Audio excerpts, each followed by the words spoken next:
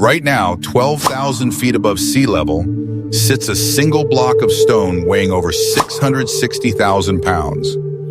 That is the weight of a fully loaded Boeing 747, lifted, carved, and placed with millimeter precision by a civilization that supposedly didn't even have the wheel. This is not just a wall, it's an engineering paradox. At Sacsayhuamán, these 300-ton blocks are fitted together like a three-dimensional jigsaw puzzle. The fit is so tight that 5 centuries of earthquakes haven't been able to slide a single razor blade between them. But here is the detail that leaves modern structural engineers in total silence. When the Spanish built their superior structures on top of these walls, their buildings crumbled during tremors. The ancient foundations beneath, they didn't move an inch. Mainstream history tells us the Inca Empire, flourishing between 1400 and 1532 AD, built this using nothing but bronze chisels, hemp ropes, and sheer manpower.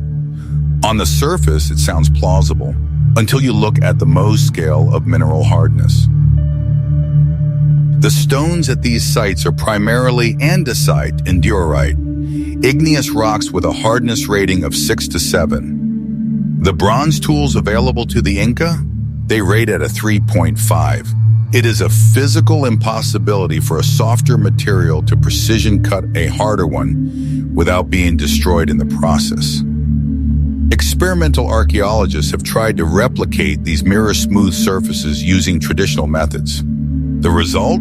Total failure. Not once has a multi-angled 100-ton block been successfully replicated using only the tools found in the archaeological record. Look at Sacsayhuamán again. These aren't simple bricks. Some blocks have over 20 precisely angled surfaces interlocking with their neighbors. This is ashlar masonry on steroids. To put this in perspective, the largest stones at Stonehenge are 25 tons. The heaviest blocks in the Great Pyramid are 80 tons. Peru's megaliths are nearly 4 times heavier, and their geometry is infinitely more complex. And then there's Ollantaytambo, 6 massive slabs of rose rhyolite standing on a steep mountainside. Each weighs 50 tons. To get them here, builders had to move them from a quarry 6 kilometers away, across a valley floor, over a river, and up a mountain. No cranes, no steel cables, just a mystery that remains etched in stone. For decades, we relied on what we could see, but new LiDAR technology, lasers that see through dense vegetation and soil, has revealed that these ruins are just the tip of the iceberg. Beneath the surface lie buried walls and geometric patterns that suggest a much larger, more sophisticated complex than we ever imagined. Even more intriguing, spectroscopic analysis of certain stone surfaces has detected chemical signatures suggesting exposure to intense heat. This points to the possibility of unknown thermal or chemical techniques used to soften or fracture the stone, methods that don't appear in any textbook. While we cannot definitively claim a lost technology was used, the physical evidence suggests a level of material science that we are only beginning to understand. This isn't just a Peruvian anomaly.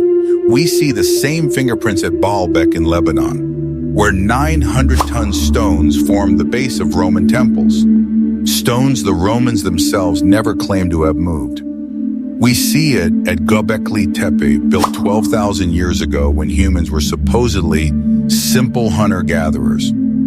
Across the globe, an identical signature of high-precision, high-tonnage engineering exists, often aligned perfectly with the solstices and stars. What if the Inca didn't build the foundations, but instead inherited them?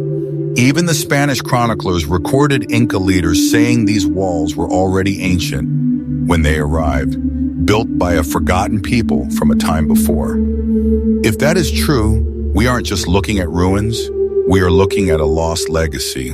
The stones are waiting, The LiDAR is still scanning, and every year, the official timeline becomes harder to defend. If you believe there is more to our history than what we're being told, hit that subscribe button and join our investigation. What do you think? Were these stones moved by lost science or human persistence? Tell me your theory in the comments. Thanks for watching.